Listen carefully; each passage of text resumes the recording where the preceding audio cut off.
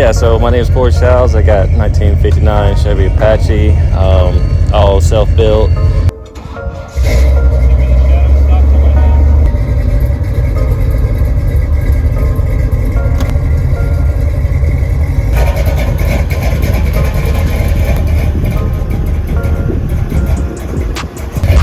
Started out as red velvet, took it apart last year, May, and tore it all back down to the frame, redone a lot of suspension work, color swapped everything, new interior, new stereo,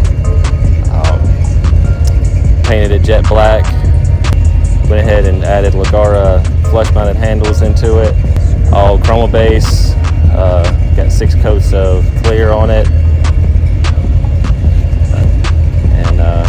Try to bring out something fresh.